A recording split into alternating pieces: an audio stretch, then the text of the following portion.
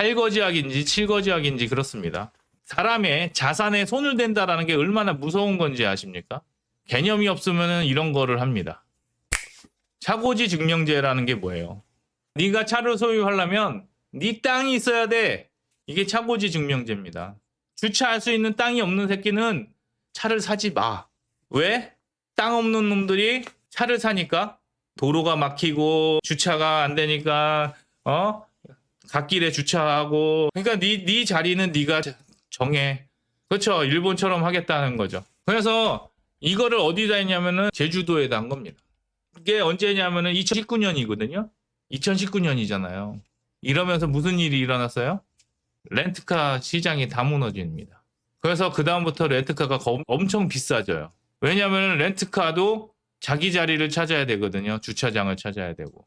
그러다 보니까 제주도 자체가 굉장히 경직이 되는 겁니다. 차고지 증명제가 얼마나 멍청한 생각이냐면요. 내가 여기다가 주차를 해놓고요. 다른 데 가잖아요. 그럼 다른 데다가 세워놓고 거기도 주차를 해야 되는 거잖아요. 근데 내가 여기를 내가 주차장으로 온전하게 세팅을 해버리면은 이 자리에 딴 사람이 못 씁니다. 그러면은 다른 데 가서 내가 주차장을 또 쓰려면은 이 비효율성이 계속 나가는 겁니다. 그래 놓고는 뭐냐면은 제주 대중교통이나 지하철을 만들어 가지고 뭐 정치성을 확보하겠다. 이건 완전 대중교통 위주로만 보는 거예요. 버스만 지나가야 돼. 너네 뭐 자가용은 몰지 마. 이렇게 되는 거죠. 이게 제주도지사 할 때 했던 겁니다. 그래서 제주도는 어떻게 됐습니까? 완전히 고립된 섬 아닙니까? 그 섬을 완전히 아작내는 게 그것 중에 제일 크리티컬한 게 차고지 증명제입니다. 자, 좌파 정책이죠, 이거. 누가 봐도 좌파 정책입니다. 자, 두 번째. 도민 할당 제주형 생활임금제로 고용 증대. 제주형 생활임금제. 이거 완전히 도지사가 사람들에게 임금을 어떻게 하겠다고 하는 거예요? 미친 겁니다. 도민을 80% 고용하지 않으면 그 기업은 나쁜 기업인 거죠. 그래 놓고는 이제 도민한테 뭐라 그래요? 일자리 창출했다.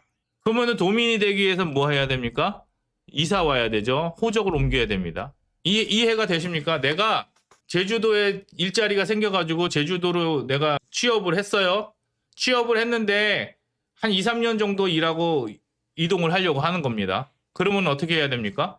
그냥 내가 뭐 경기 사람이면 경기도에 그 도민은 갖고 있어야 되는데, 그렇죠? 그리고 제주도 가서 한 2, 3년 정도 일을 하고 오는 겁니다. 근데 여기서 도민이 80% 할당이 돼야 되니까 어떻게 돼요? 내 주민등록증을 옮겨야 되는 거예요. 이런 비효율적인 거를 만드는 겁니다. 도민을 할당을 80% 한다 그러면은 내가 제주도 가서 일을 하려면은 내가 도민이 돼야 되는 거예요. 그렇죠. 그렇게 되면은 내 차를 가지고 와야 되잖아요.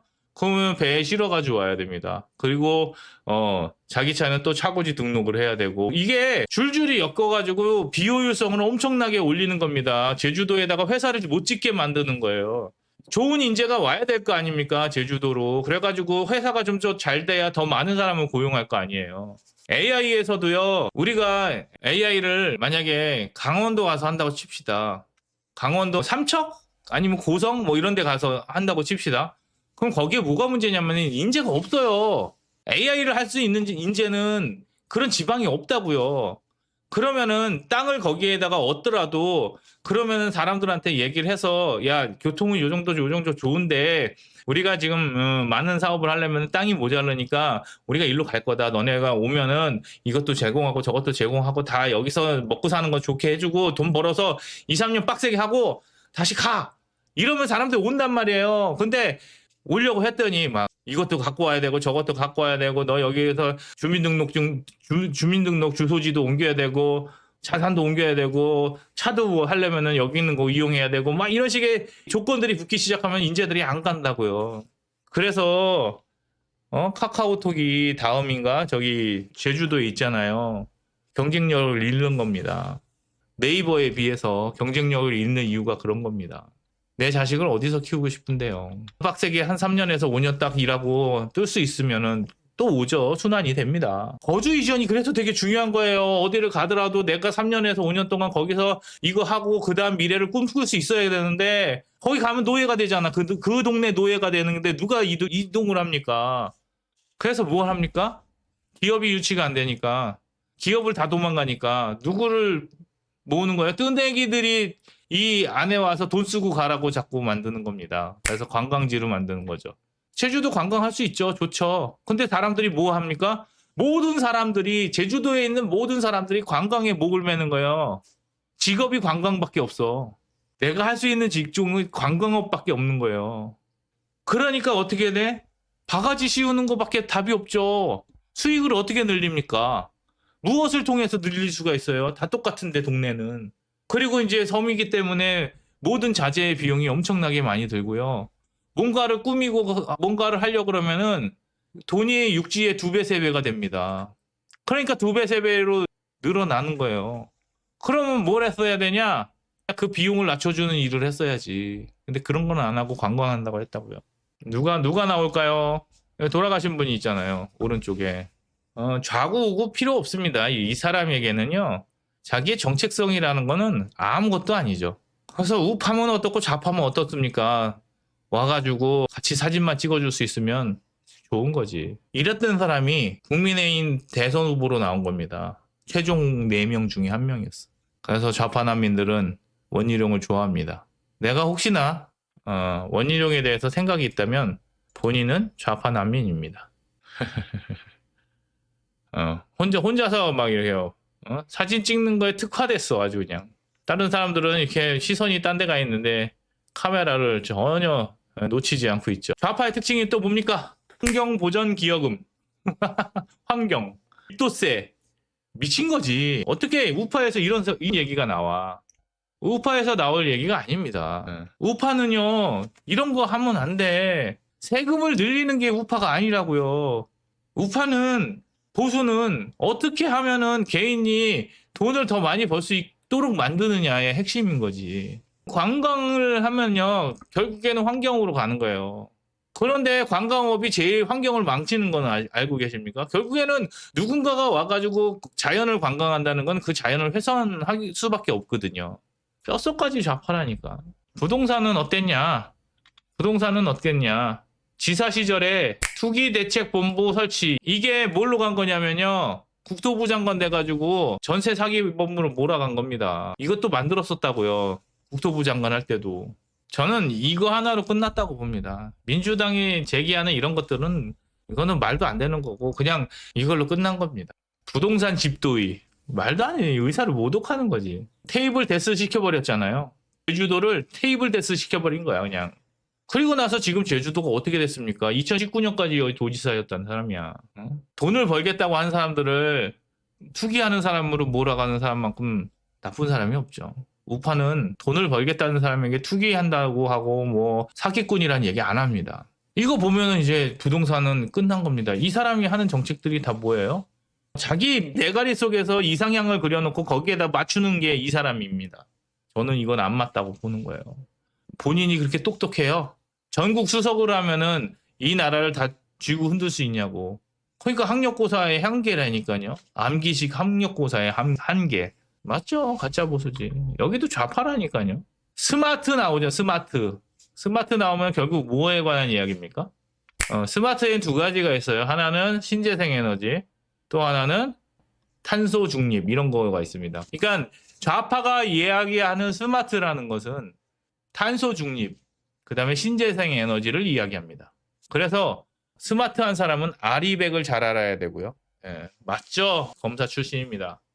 그래서 탄소 없는 섬 프로젝트, 그 다음에 2030년까지 모든 전기 신재생 에너지를 만든다. 아리백!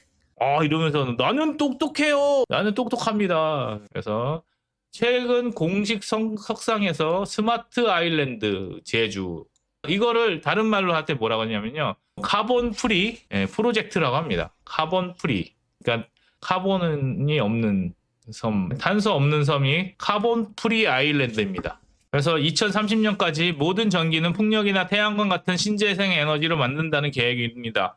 이런 사람들이 장관을 했어요. 그런데 어떻게 국민의힘이 무슨 아닙니다. 하나씩 다 망가뜨렸어요. 이런 정책 실패자를 장관으로 내세워서 정책을 말아먹은 게 국민의힘입니다. 말 타고 다니면 안 돼요. 말 타고 다니면 왜 안 되는지 아십니까? 말이 똥을 쌉니다. 똥을 싸고 방구를 끼면 그게 탄소입니다. 그래서 이 환경이 곧 어디로 가냐면요. 동물 복지로 갑니다. 이게 좀 더 심해지면은 그래서 비건들이 나오는 거예요. 좌파에 왜 환경충과 비건충들이 생기냐. 이런 원리 때문에 그렇습니다. 이렇게 소들을 모아놓고 집단으로 키우면요. 거기서 배출되는 방구들이 탄소를 만드는 거죠. 예. 사람도 죽어야 돼요. 사람이 만드는 탄소가 얼마나 센데. 그래서 제주도에다가 뭘 했냐면은요. 바람으로 만든 전기, 태양으로 만든 전기가 계속 돌아가는 겁니다. 방구 금지 명령을 내리 가스 배출 금지 명령을 내리는 거죠. 그래서 어떻게 됐습니까? 제주도가? 그 결과가 어떻게 됐냐? 신재생 에너지에 과잉 투자한 제주 10년 뒤에 상시 블랙아웃이 된다고 하는 거죠. 이거는 뭐의 문제인지 아십니까? 우리나라가 220V 됐잖아요. 그게 박정희의 굉장한 공적입니다. 우리나라가 왜 이렇게 싸고 안정된 전기를 취하느냐면요. 220V가 됐기 때문에 그래요. 사실 220V 좀 위험하긴 합니다. 그런데 110V로 보내면 어떤 문제가 생기냐면은 전력이 가다가 죽어요. 전압이 떨어지니까 이게 멀리 못 간단 말이에요. 압력이 세질 못하니까. 그래서 2배로 만들었던 겁니다. 그런데 우리나라가 박정희 때는 전기가 그렇게 세지 못했기 때문에 그것을 바꾸는 사업을 그때부터 진행을 했는데 그게 누가 와도 계속 진행이 됐던 겁니다. 만약에 지금같이 좌파들이 와가지고 야 박정희 정책 다 엎어 이랬으면은 우리나라는 아직도 110V를 쓰고 있을지 몰라요. 근데 220V로 다 된 게 거의 2000년 다 된 걸로 저는 알고 있습니다. 우리가 조금 젊었을 때 이 도란스라고 해가지고 110V를 220V로 바꾸는 그 변압기 아니면 220V를 110V로 바꾸는 변압기들을 꽤 많이 봤었습니다. 혹시 기억이 나시는지 모르겠지만 그게 왜 그러냐면은 2000년대까지 이 변압이 좀 달라서 그래요. 전압 가는 길이 달랐기 때문에 그렇습니다. 그래서 우리나라 전기가 싼 겁니다. 보내는 송전 시스템들을 그때 다 만들어서 220V로. 그런데 그게 그 원리 중에 하나가 교류 전기라서 멀리 또 가는 겁니다. 직류 전기는 어떻게 되냐면 멀리 가기가 힘들어요. 그래서 교류 전기를 보내는 겁니다. 전기를 만든 사람이 에디슨인데 에디슨은 직류 전기를 만들었고요. 교류 전기한테 집니다. 그래서 교류 전기를 흡수한 게 지금 GE예요. 직류 전기 회사로 갔다가 혼자서 힘드니까 교류 전기 회사랑 같이 만들어진 게 그래서 GE가 그렇게 해가지고 생긴 회사란 말이에요. 제규에치가 나중에 뭐 이렇게 하긴 하지만 에디슨이 만든 회사인데 어쨌든 간에 직류 전기는 멀리 못 가고 교류 전기가 멀리 가다 보니까 교류 전기를 보내는데 교류 전기는 뭐예요? 파동이란 말이에요. 파동.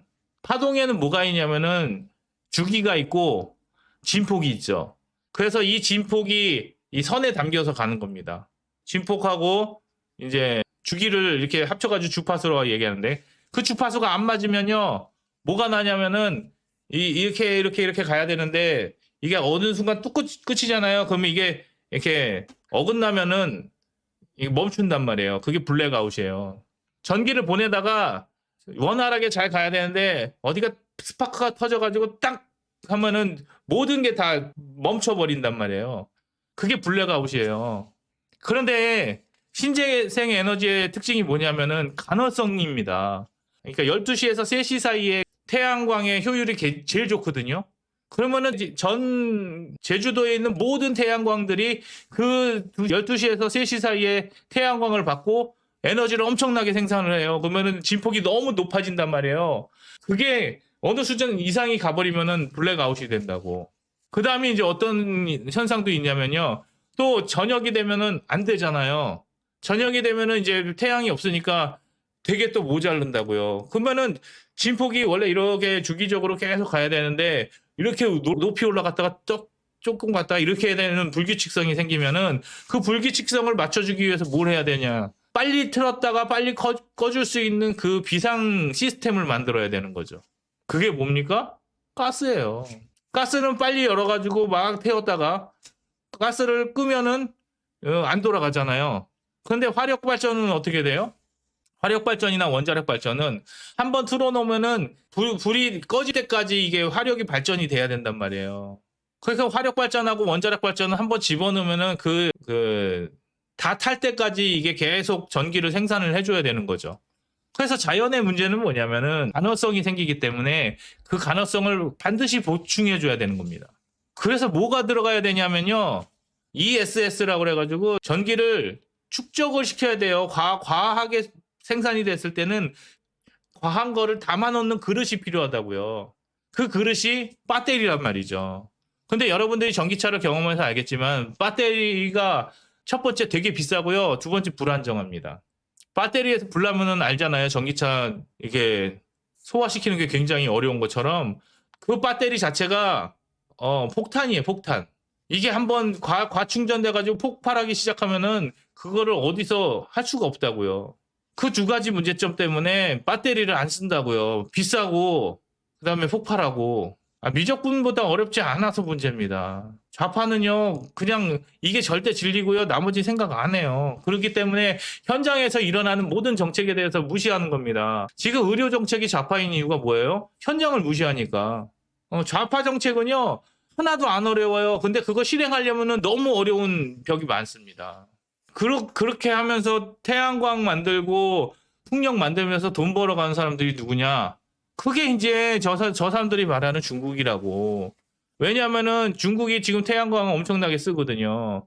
걔네들이 만든 태양광의 핵심이 뭐냐면요. 태양광은요, 실리콘을 전기로 변환시켜가지고 주조하는 원리거든요. 여기서 뭐 되게 디테일한 거는 제가 과학자가 아니니까 설명도 어렵고 그렇지만 그냥 단순하게 말씀드리자면 실리콘을 가지고 전기를 가지고 만드는 게 태양광 패널이에요. 근데 우리나라 전기는요 되게 비쌉니다. 누구에 비해서? 중국에 비해서. 중국은 뭘로 만드니까? 핵으로 만드니까. 걔네는 단가가 되게 싸요. 그거 가지고 만드는 거라고. 근데 우리나라는 어떻게 만듭니까? 신재생 에너지로 다 만들어가지고 그거 가지고 또 뭐 정의들이 생산하려니까 얼마나 힘들어. 그게 안 되는 거예요. 그러니까 지금 단가에서 안 맞으니까 태양광 같은 경우는 만드는 게 어려운 게 아니라니까요. 원가 경쟁력이 안 되는 겁니다. 그러면 그거를 들여오는 사람들이 다 누구예요? 중국에서 들여오는 사람이 있겠죠. 그걸 파는 겁니다. 그런 사람들만 배불리 먹는 거고. 그렇게 해가지고 전기를 누구한테 팔아넘겨요? 화력발전소에다가 팔아넘긴다고요. 신재생에너지 REC라고 해가지고 그거를 화력발전소는 탄소를 배출하는 나쁜 데잖아요. 그러니까 거기다가 벌금을 매기는 겁니다. 거기다가 징계를 해가지고 벌금을 매겨서 그 돈을 누구한테 주는 거예요? 친환경 재생에너지를 만드는 사람한테 주는 거고 그거를 누리는 데가 어딥니까? 신한인 거예요. 신한. 이런 구조가 있는 건데 그거 몰라요. 이 사람은. 이게 좌파라고. 이게 어떻게 보수냐고요. 나라를 이렇게 만든다고 원희룡이 대통령이 되면 그럼 이 사람은 그럼 정치적으로라도 좀 바른 생각을 갖고 있느냐? 멍청하기만 하면은 다행이지. 그러면은 정치적인 성향은 그래도 그러면 보수여야 되지 않겠냐? 잘 몰라서 그렇지. 좀 설득시키면 되지 않겠냐? 아니라고요. 그게 박근혜 탄핵당할 때 제일 먼저 도망간 사람이 이 사람이라고요. 근데 이제 와서는 안 하잖아. 윤석열 탄핵할 때는 힘도 안 보태고 탈당도 안 하잖아. 난민이 왔을 때는 탈당도 안 하고 탄핵할 때 힘도 안 보태잖아요. 이러면서 이재명을 이겨? 이재명이랑 이 사람하고 정책이 다릅니까? 자, 여러분하고 좀 다뤄봤는데 어떻습니까? 예, 이 정도로 까면은 안 뽑으실 것 같죠? 보수분들은 안 뽑을 것 같습니다. 좌파도 안 뽑겠지만 보수분들한테 이 정도의 논리로 말씀을 드리면 안 뽑지 않겠습니까? 예. 정말 나는 그거예요. 내가 지금 뭐 좌파야? 제가 지금 말한 게 이 사람이 극우라서 제가 까는 겁니까? 대한민국의 애국자라서 까는 거예요? 아니 좌파 정책이라고는 모두 갖다 쓴 사람이라고 까는 겁니다.